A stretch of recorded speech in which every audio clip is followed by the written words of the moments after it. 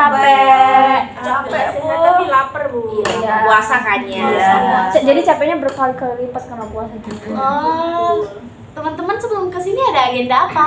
Kelas. Iya. Kelas tadi ada kuis Bu, susah banget. Saya ada tes gitu Bu. Saya sih jalan-jalan ya Bu. Tes apa Mbak? Saya sih itu olahraga Bu, kan saya dari FIK, jadi tadi tes apa Teknik beberapa- olahraga. Iya, beberapa olahraga. Oh. Tesnya ya? Iya, maksudnya Teknik-tekniknya. Iya. Kalau dari Mbak Ani, Saya tadi habis jalan-jalan sih Bu. mana Mbak? Muter aja. Putar lagi motor-motoran. Kalau dari Mbak Nadia, Kamu masuk nggak? Kalau saya habis kelas sih Bu, biasa habis kelas terus ke sini. Mbak Dira, Sama sih Bu, tadi dari kelas habis ini mungkin mau ke sanggar kayak gitu. kalau Mbak Avalda, Saya tadi habis kelas Bu, habis kuis juga kayak pikiran ini udah kayak kira-kira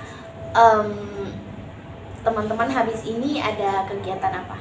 Nggak ada saya. nggak ada Bu, habis ini mau pulang aja langsung. Kalau saya ada latihan Latihan voli, Renang. renang kok. Fakta. FK ini ya, FK ya. Iya, FK. FK emang sesibuk gitu ya. Iya. Oh, itu masalah-masalah praktek gitu. Iya. Oke teman-teman, karena kemarin kita sudah nyapa sih Manda? Karena kemarin kita sudah melaksanakan sesi. Oke teman-teman, karena kemarin kita sudah melakukan sesi konseling, jadi di sini saya tidak perlu menjelaskan panjang lebar lagi ya tentang konseling RIDT kita pada sore hari ini. Namun di sini saya ingin menegaskan kepada teman-teman dan memperingatkan kembali kepada teman-teman bahwa di sini kita mempunyai asas kerahasiaannya ya, seperti saya jelaskan kemarin. Teman-teman menjaga kerahasiaan sesama di sini. Jadi yang tahu permasalahan, yang tahu masalahnya itu cuma kita di ruangan ini, seperti itu. Dan harapan saya dari sesi konseling kelompok hari ini, dari permasalahan Mbak Alda yang akan kita bahas ya, saya harap kita menemukan titik terang ya dari permasalahan tersebut. Dan saya juga berharap teman-teman kelompok ini dapat ikut partisipasi andil dalam yang seperti dijelaskan kemarin, ada teknik dispute kan. Jadi saya harap teman-teman dapat mengeluarkan pendapat maupun pertanyaan kepada Mbak Alda itu. Dan untuk sesi konseling pada sore hari ini kita beri waktu 30 menit ya, karena kelihatannya juga teman-teman udah capek, jadi kita maksimalkan waktunya di 30 menit seperti itu. Oke, saya mau tanya satu-satu, boleh gak? Boleh. Sudah. Kalau dari Mbak Ani, tujuannya kesini ngapain? Saya ngerasa kayak stres gitu Bu. Terus kayak pikiran saya tuh nggak tahu mau dibawa kemana, saya ngerjain tugas juga nggak fokus. Dari Mbak Nadia gimana? Enggak, saya lagi sama sih, kurang lebih sama Mbak Ani tadi, kayak stres juga, lumayan burn out sama tugas-tugas karena bingung bagi waktunya antara tugas kuliah sama tugas prioritas. Karena banyaknya tugas kuliah ya. Kalau dari Mbak Dira, Kalau saya ini sih, ya pusing juga, pusing karena banyak tugas kuliah dan tugas di luar dari kuliah. kalau dari Mbak Ana, Sama, saya lagi capek-capeknya banget kuliah, jadi saya kesini pengen sharing-sharing sama teman-teman supaya nanti setidaknya capek saya agak berkurang.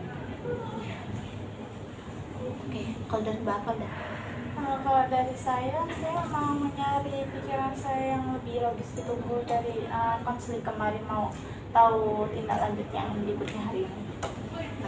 oke, sepertinya 80% dari teman-teman yang teman-teman ucapkan tadi, teman-teman lebih cenderung ke perkuliahannya Iya. di tugas-tugas. Dan kita sudah mengetahui bahwa hari ini kita akan membahas lebih lanjut permasalahan dari Mbak Afalda. Apakah Mbak Afalda sudah siap? Sudah. Oke, jadi permasalahan Mbak Afalda kemarin itu tentang homesick ya? Iya, tentang homesick yang dimana ada permasalahan di rumah Mbak Afalda yang dimana Mbak Afalda itu ragu mau pulang atau enggak karena permasalahannya akan tetap sama. Apakah Mbak Afalda sudah siap? Sudah. Oke, baik, seperti yang kita sepakati kemarin, kita akan membahas lebih lanjut permasalahan yang sudah disampaikan Mbak Afalda ya.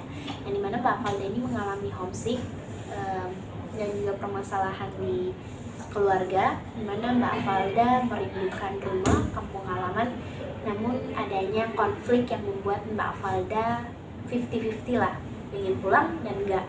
Karena di cerita Mbak Afalda kemarin, Mbak Afalda mengatakan bahwa adanya permasalahan ini, ada Mbak Alda, nggak ada Mbak Alda, tetap permasalahan ini tetap akan ada gitu. Jadi pada saat ini saya ingin meminta Mbak Afalda untuk mungkin bisa diceritakan lebih lanjut lagi. Oke, baik. Jadi saat ini Kak, saya dari konseling kemarin kan sudah ditanyain banyak tuh sama anak. Jadi Kak, saya makin ragu sama bingung mau pulang atau enggak, karena memang apa yang dikatakan anak-anak tuh komunikasi kepada orang tua tuh lebih penting. Tapi di sini tuh saya kayak mikir kayak aku ini udah baik kok komunikasinya sama orang tua, tapi di sisi lain kadang berpikiran kayak komunikasi saya sama orang tua saya tuh masih kurang gitu, Bu. Jadi Mbak Afalda ini berpikir bahwa sepertinya komunikasi ini sudah baik gitu. Iya. Namun tanggapan dari anak-anak kemarin itu ya tetap berada pada komunikasi itu. Namun Mbak Afalda berpikir bahwa sepertinya komunikasi saya dengan orang tua baik aja gitu. Jadi dari teman kira-kira gimana nih tanggapan dari teman-teman? Kalau dari Mbak? saya mau tanya ke Mbak Alda, kan permasalahan dari Mbak Alda itu kayak homesick, kepengen pulang tapi bingung ragu gitu ya. Nah itu akibat dari hal itu tuh Mbak Alda tuh kayak gimana perasaannya sama apa yang kayak perilakunya yang muncul gitu, kayak Mbak Alda ini jadi suka nangis sendiri di kamar atau gimana kayak gitu?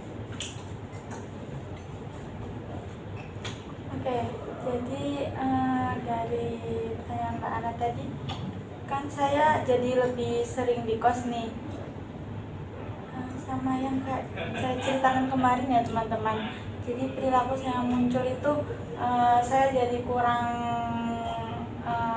ngobrol sama orang tua saya, terus saya lebih memilih diem di kos, jarang nongkrong sama teman-teman. Yang awalnya saya suka nongkrong sama teman-teman, saya jadinya lebih kayak memilih di kos saja sendirian, tapi sambil overthinking banyak tentang keluarga saya gitu. Jadi Mbak Alda ini kayak takut banget tentang permasalahan keluarga gitu ya? Iya benar, homesick saya ini gara-gara itu tadi masalah keluarga saya. Di posisi lain saya tuh mau pulang, tapi di sana di tempat rumah asli saya tuh lagi banyak masalah gitu. Jadinya saya lebih memilih nggak pulang daripada harus mengetahui masalah-masalah yang ada di rumah. Baik, dari Mbak Dira? Tadi Mbak Alda kan bilang lebih memilih di kos ya, Iya. di kos daripada pulang karena ragu dan takut itu. Ketika di kos itu apakah Mbak Alda ini masih berkomunikasi sama keluarga di rumah atau ya sudah diam saja seperti itu? Kadang berkomunikasi, kadang enggak sih, tapi ya lebih banyak kan enggak berkomunikasi karena kayak saya kan tipenya anak yang udah amat ya, jadinya kayak "Ya udah urusanmu" gitu, walaupun sama keluarga sendiri ya. Dari teman-teman. Ketika Mbak Ada bilang kalau Mbak Ada ini orangnya bodo amat, tapi Mbak Ada juga tadi mengatakan kalau Mbak Ada itu overthinking sama masalah keluarganya Mbak Ada, itu seperti apa Mbak? walaupun saya kayak bodo amatan ya, tapi kan ini juga nyangkut, maksudnya kayak berpengaruh kepada diri saya sendiri gitu loh. Jadinya kayak saya masih tetap overthinking, karena walaupun kalau misalnya gini nih, kalau nggak berpengaruh kepada saya juga saya bodo amat, tapi ini berpengaruh kepada saya karena ngehambat apa ya, keuangan saya, terus ngehambat stres saya. Kan lebih banyak kan negatifnya ya daripada positifnya. Dari Mbak Ani. Mbak ada tadi kan bilang kalau lebih milih di kos daripada pulang ke rumah gitu, tapi di sisi lain Mbak ada itu juga sih dari perilaku keputusan yang Mbak Alda tadi buat itu, apa membantu Mbak Alda buat lebih merasa apa ya, merasa lega atau bagaimana?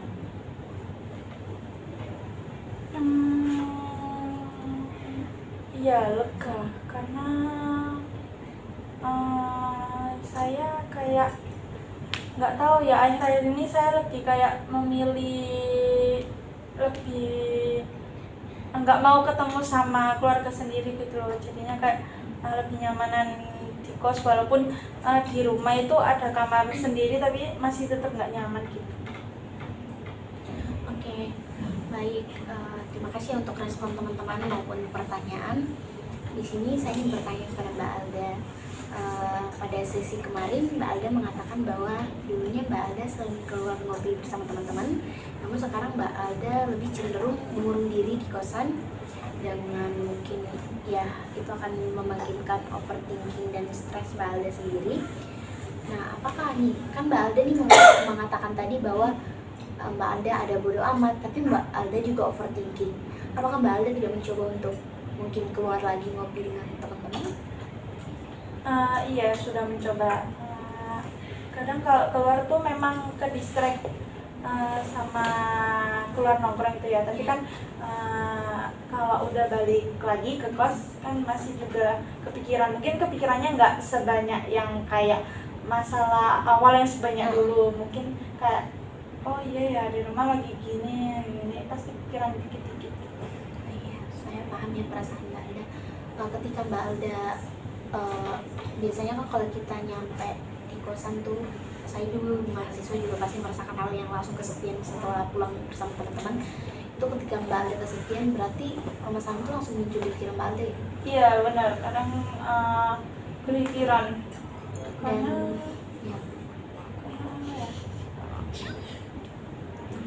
karena mungkin dulu kan masih semester awal, karena keluarga itu masih utuh gitu ya, dan sering disampaikan ke sini setiap seminggu sekali, tapi sekarang udah enggak. Jadi kayak perbedaannya itu sangat jauh gitu loh. Jadi makin kepikiran kalau sekarang apa-apa sendiri. Oke. Kalau dari teman gimana? Kalau dari sejauh ini dari Mbak Alda sendiri buat ngatasin kayak di sisi lain yang satu kondisi terus ada overthinking juga dan lebih cenderung buat sendirian aja di situ, gimana caranya Mbak Alda mengatasinya? Kalau saat ini saya belum tahu sih ya mengatasinya kayak gimana. Cuma ya ya palingan pergi keluar itu, karena mungkin lupa bentar, tapi ya nggak apa-apa walaupun lupa bentar, ya mendingan lah buat saya daripada kepikiran terus di kos sendiri gitu. Nah ini sih aku mau tanya dari Mbak Alda, kayak kan pastinya juga pengen pulang terus, tapi karena emang Mbak Alda juga nggak pengen tahu masalah di sana, jadi Mbak Alda nggak pulang. Nah ketika Mbak Alda memutuskan untuk lebih baik nggak pulang dan di kos aja, apakah Mbak Alda kayak nggak merasa bersalah gitu sama keluarga? Rasa bersalah sih iya, karena kan sekarang keluarga saya udah nggak serumah lagi ya. Di rumah cuma ada ibu, posisinya ibu juga lagi sakit, tapi kayak gimana ya, di sisi lain tuh walaupun saya udah pulang 1 kali ini kayak saya ngerasa udah cukup gitu loh bagi ibu saya, tapi di sisi lain kadang juga ada teman-teman sama saudara yang ngomong, kon kok gak pernah mulai samsek sih, terus kayak kok pulangmu cuma sebentar sih gitu. Sampai-sampai kayak saya tuh semester 3-4 kemarin tuh kayak sering dibilangin teman-teman gini loh, padahal sekarang jarang pulang karena mungkin anak-anak taunya kayak saya sering keluar sama cowok saya, padahal saya tuh memilih nggak pulang itu ya gara-gara masalah keluarga itu, karena kalau saya di sana pasti disuruh nyelesain masalah itu. Apa harus banget disuruh nyelesain masalah? Maksudnya kayak langsung kayak ke ibu sama ayah langsung kayak nyuruh nyelesain masalah. Iya, soalnya kan ada beberapa masalah orang tua yang bukan porsinya kita sebagai anaknya gitu. Tapi karena gimana ya, ibu saya kan kayak orangnya tuh kerja terus gitu loh, jadi kan sorry ya guys kan masalah cerai kemarin juga kayak saya ngurus suratnya sedikit-sedikit karena di situ posisi ibu saya itu lagi kerja, jadi kerja ibu saya itu dari pagi sampai sore, jadi kayak nggak ada waktu gitu loh, dan posisinya itu hakim ibu saya itu cuma bisa jam 9 pagi sampai jam 1-an siang. Baik, kalau dari Mbak Dira ada tanggapan? Kalau belum ada, di sini saya ingin bertanya kepada Mbak Alda. Saya menggarisbawahi beberapa hal tadi yang Mbak Alda katakan. Yang pertama itu Mbak Alda merasa kasihan sama ibu Mbak Alda. Yang kedua, ibu Mbak Alda sakit. Yang ketiga, ya itulah overthinking Mbak Alda. Di sini saya mau bertanya terbuka ya sama Mbak Alda. Kalau memang Mbak Alda kasihan dan merasa, ya kan Mbak Alda juga omsikan yang tadi dikatakan, kalau Mbak Alda merasa kasihan, kenapa Mbak Alda pulang, sedangkan kan ibu Mbak Alda ini lagi sakit gitu, otomatis dia membutuhkan Mbak Alda. Dari kemarin juga Mbak Alda mengatakan bahwa Mbak Alda ini anak tunggal, siapa lagi yang mau diharapkan ibu selain Mbak Alda gitu. Yang dimana menurut saya kalau saat-saat seperti ini tidak harus Mbak Alda itu masalahnya harus selesai pada saat itu. Namun saya pikir dengan Mbak Alda di sisi ibu Mbak Alda aja itu udah lebih dari cukup gitu, menemani ibu Mbak Alda agar tidak terlalu stres bisa dibilang, karena Mbak Alda juga mengatakan bahwa ibu Mbak Alda bekerja. Bagaimana Mbak? Kalau itu karena di situ tuh saya nggak diberitahu, karena kalau ibu saya itu sakit, jadinya itu saya itu tahu itu pas ibu saya sudah selesai operasi, pokoknya sudah selesai semuanya. Jadinya pas udah dikabarin tuh ibu saya sudah tinggal kayak pemulihan doang. Jadinya kayak saya benar-benar nggak dikabarin sama sekali. Jadi Mbak Alda ini nggak tahu kalau ibu Mbak Alda masuk rumah sakit? Iya, nggak tahu. Terus saya pun juga kayak dibohongin gitu loh. Aku kira kan dikirimin video ya. Aku kira itu pas operasinya itu sekarang, ternyata sudah 3 hari lalu gitu. 4 atau 3 hari lalu gitu. Jadinya kayak kalau saya pulang saat itu ya gimana ya, Kayak aset gitu. Iya sih bisa dibilang terlambat ya, tapi kan anak untuk ibunya kan nggak ada kata terlambat ya buat peduli. Silakan Mbak Dira. Ketika Mbak Alda, kan Mbak Alda tadi bilang kayak Mbak Alda ini terlambat diberitahukan tentang mamanya Mbak Alda yang sakit dan habis operasi itu. Ketika Mbak Alda mendapatkan berita itu, apa yang Mbak Alda rasakan? Apakah Mbak Alda merasa kayak kenapa aku baru dikasih tahu sekarang, kecewa atau kayak kaget aja kayak gitu? Apa yang Mbak Alda rasakan? Kecewa sih nggak ada kecewa, cuma kaget aja karena aku udah tahu sifat ibu saya tuh pasti ngutamain anaknya ya, apalagi saya kan anak tunggal ya, jadi kayak di sini tuh udah sendiri, nggak ada saudara di Malang, jadinya ibu saya pasti paham kalau saya dikabarin sekarang pasti saya langsung datang ke sana karena ibu saya pun juga paham sifat saya tuh tegas, nggak bisa diatur gitu loh, sekarapnya sendiri. Silakan Mbak Ana. Di awal-awal tadi Mbak Azuki bilang kalau pulang pasti harus nyelesain semua masalah yang ada di rumah. Tapi pas di akhir itu Mbak Ada bilang kalau Mbak Ada ini kayak mau terus bantu ibu walaupun terlambat, kayak gak ada kata terlambat gitu loh. Berarti Mbak Ada ini gimana, kayak sebenarnya itu Mbak Ada ini keberatan menyelesaikan masalah di keluarganya atau malah senang untuk membantu mengatasi permasalahan? Kemarin juga sudah saya bilang kan, walaupun saya sudah pulang dan menyelesaikan masalah berkali-kali, tetapi masalah itu tetap datang lagi, walaupun sudah sebisa mungkin saya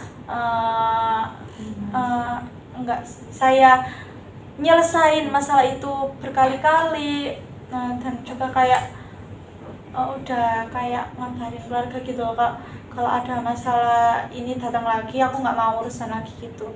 Jadi kayak ya aku ngerasanya kayak percuma gitu loh kalau mau pulang lagi. Oke, jadi di pikiran Mbak Alda sekarang itu percuma pulang karena masalahnya nggak selesai-selesai gitu. Kalau dari tanggapan ini, Mau tanya sih, kan tadi Mbak Ada memilih buat nggak pulang gitu ya, apakah dengan kata lain menghindari masalah itu membantu Mbak Ada buat nyelesain kayak homesick, overthinkingnya itu? Bukan menghindari sih, walaupun saya kayak nyelesain masalahnya saya undur-undurin, tetap saya yang kena gitu loh, tetap saya yang harus nyelesain, walaupun saya tadi bilangnya kayak kamu menghindar gak sih? Kayak aku kan kayak mundur-mundur waktu pulang gitu loh, jadi jarang pulang, jadi kayak bukan menghindar ya, tapi kayak mundur-mundur nyelesain masalah yang terus berdatangan itu. oke, baik. Dari saya Mbak Alda ya, saya merasa Mbak Alda ini terkurung dalam satu ruangan yang dimana Mbak Alda ini mengatakan bahwa Mbak Alda homesick, yang dimana menurut saya homesick itu kan kita perlu pulang merindukan rumah, merindukan kampung halaman. Namun di sisi lain juga Mbak Alda nggak mau pulang karena adanya kekecewaan dan masalah tersebut. Nah, dari tadi juga Mbak Alda juga mengucapkan bahwa Mbak Alda kasihan sama ibu Mbak Alda kan. Apakah tidak ada timbul sedikit pun untuk ya udah sekedar pulang aja, kalau untuk masalah nggak usah diurusan lagi karena emang nggak selesai kan. Jadi ibu Mbak Alda juga kan sibuk kerja nih, dan Mbak Alda mungkin merasa bahwa permasalahan ini dibebankan kepada Mbak Alda karena setiap Mbak Alda pulang untuk menyelesaikan masalah ini tuh nggak selesai-selesai, dan setiap Mbak Alda pulang ya akan ada terus masalah ini. Apakah nggak timbul di perasaan Mbak Alda kalau ya udah aku pulang demi mama, ngelihat kesehatan mama, atau gimana? Iya, karena saya pulang kemarin pun itu saya niatin cuma mau ngerawat ibu saya, karena saudara-saudara saya juga kayak bukan nggak mau ngerawat ya, tapi kayak akunya gitu loh yang sungkan sama keluarga saya. Iya, tidak enak. Jadi ya kemarin sempet saya ya udahlah besok pulang, cuma mau ngerawat ibu saya. Terus juga saya teman-teman saya juga mau nyamperin saya ke rumah katanya. Ya udah saya gituin, tapi pas mau balik ke sini saya dapat kabaran masalah lagi. Oh iya, tapi ada dalam hati Mbak Alda selalu mempunyai kerinduan kan untuk pulang, namun karena ya seperti yang berulang-ulang kita bahas bahwa permasalahan itu yang menghambat Mbak Alda untuk bisa dibilang malas untuk pulang. Nah begitu, kalau tanggapan dari teman-teman gimana? Saya mau tanya sih, kayak tadi kan Mbak Alda juga mengatakan kalau satu kali Mbak Alda pulang itu sudah cukup menurut Mbak Alda, dan Mbak Alda juga mengatakan kalau satu kali pulang itu sudah cukup untuk ibu Mbak Alda. Nah, apakah Mbak Alda ini pernah menanyakan ke ibunya Mbak Alda ketika Mbak Alda pulang satu kali itu sudah cukup untuk ibunya Mbak Alda? Pernah, itu semester 3. Aku pernah nanya gini, Bu, kalau sebulan aku pulang satu kali gitu nggak apa-apa kan? Ibu saya tuh orangnya kayak nerima-nerima aja.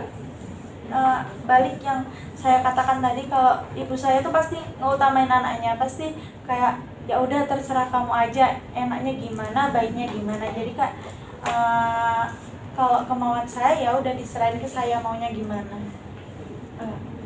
Silakan Mbak. Tapi gimana kalau aslinya itu sebenarnya ibu Mbak Alda ini kangen, terus kayak butuh iya butuh Mbak Alda ya, kayak kangen aja Mbak Alda ada di rumah, tapi gara-gara Mbak Alda minta kayak gitu, terus pikirannya ibu, oh iya mungkin di Malang lagi sibuk, nanti dia kalau bolak-balik capek kayak gitu, akhirnya mengiyakan. Iya benar, agak nyambung ya tadi sama yang Mbak Alda mengatakan bahwa Mbak Alda ini tidak suka diatur. Mungkin ibunya terkendala di situ. Iya. Takutnya Mbak Alda kepikiran terlalu. Ya itu karena semester 3 ya, karena kayak ibu saya itu kayak jarang banget gitu loh merhatiin saya pulang atau enggak, karena di situ karena pokoknya ibu saya itu fokus ke kerja, jadinya kayak nggak ngurus saya anaknya.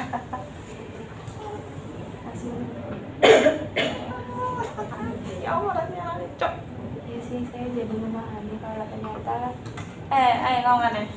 Oke, saya jadi memahami kalau Oke, saya memahami yang perasaan Mbak Alda gimana, dan saya mau tanya satu-satu sama teman-teman di sini sebelum waktunya habis. Kira-kira apa nih Mbak Ani dapat dari sesi konseling hari ini? Dari ceritanya Mbak Alda tadi ya, mungkin ada masalah kayak di rumah juga, sedangkan kita juga harus gitu. Mungkin kalau saya sih bakalan apa ya, bisa komunikasi lebih lanjut gitu loh dengan orang tua, meskipun kita bakalan jarang pulang, mungkin kita bisa lewat video call misalkan seperti itu sih. Oke, makasih. Kalau dari Mbak Nadia? Kalau dari saya sih, karena menurut saya sih setiap orang tua itu kan pastinya membutuhkan anak-anaknya ketika dia berada di titik tersulitnya, karena siapa lagi yang bisa menemani orang tua ketika ada di titik itu. Dan ketika saya sudah mendengar dari Mbak Alna tadi, sudah sangat hebat sekali karena sudah sangat membantu orang tuanya, kayak mondar-mandir surat buat ibunya, terus ngurusin masalah-masalah yang nggak selesai-selesai. Menurut saya itu juga lumayan menguras energi Mbak Alda, dan mungkin Mbak Alda juga masih membutuhkan istirahat dari banyaknya masalah yang menimpa di keluarganya itu. Dan mungkin setelah Mbak Alda sudah merasa siap dan Mbak Alda sudah siap menghadapi permasalahan itu lagi, Mbak Alda bisa mengkomunikasikan kembali dengan ibunya. Terus juga kan ibunya juga masih butuh Mbak Alda, sampai saat ini juga masih butuh dampingan Mbak Alda. Mungkin di dalam lubuk hatinya ibunya juga lagi sakit dan ada masalah seperti ini, dan Mbak Alda juga anak tunggal, dan siapa lagi yang mau diceritain, siapa lagi yang mau diandalkan. Kalau dari Mbak Dira? Saya paham ya apa yang Mbak Alda rasakan, mungkin karena kemarin-kemarin sudah benar-benar mengeluarkan energi yang banyak karena membantu mamanya Mbak Alda ya. Terus kayak seperti yang Mbak Alda bilang, kayak masalahnya itu terlalu datang terus, dan pasti Mbak Alda merasakan tekanan dan juga capek. Saya paham, cuma apa ya, Mbak Alda sudah keren nih ya, keren karena apa ya, sudah bisa menyelesaikan beberapa masalah, walaupun masalah itu datang lagi, tapi Mbak Alda sudah berusaha. Kalau dari Mbak Ani? Kalau saya jujur, kalau saya di posisi Mbak Alda, saya juga bingung Kak, gimana ngatasinya. Cuma kalau menurut saya pulang untuk bertemu dengan ibu itu kayaknya juga salah satu bentuk penyembuhan yang menyembuhkan gitu. Jadi walaupun nantinya di rumah ada masalah terus harus dituntut untuk nyelesain banyak hal, tapi kalau lihat wajah ibu itu sedikit lebih tenang. Oke, baik ya, terima kasih untuk pernyataan dari teman-teman maupun ya tadi pertanyaan-pertanyaan yang ditanyakan kepada Mbak Alda. Oke, sekarang saya mau bertanya kepada Mbak Alda nih, bagaimana perasaannya pada saat ini setelah melakukan sesi konseling kelompok? Saya jadi kayak memang benar yang dikatakan anak-anak tadi, harus mengkomunikasikan dengan baik kepada orang tua. Terus kata Mbak Ana juga tadi, lebih baik pulang, karena kalau kita melihat wajah ibu tuh pasti kita kayak udah tenang gitu. Jadi saya sudah tahu apa yang akan saya lakukan untuk kedepannya. Oke, baik, terima kasih Mbak Alda ya. Oke, saya izin merangkum sesi konseling kita pada sore hari ini ya, yang dimana teman-teman sudah mendengarkan sendiri permasalahan dari Mbak Alda tadi. Namun kita sudah dengar sendiri dari Mbak Alda juga bahwa Mbak Alda sudah sadar bahwa pentingnya mungkin komunikasi lebih lanjut pada orang tua agar mungkin bisa meringankan sedikit permasalahannya dan tidak membebani Mbak Alda, apalagi Mbak Alda jauh dari orang tua dan sekarang Mbak Alda lagi berkuliah. Oke. Apakah masih ada teman-teman yang ingin bertanya? Oke, baik. Terima kasih. Terima kasih ya Alda untuk sore hari ini sudah mau lebih terbuka kepada kita. Oke, untuk teman-teman sampai jumpa ya di sesi konseling selanjutnya. Nanti saya akan infokan lagi di grup WhatsApp untuk sesi konseling selanjutnya. Baik. Assalamualaikum.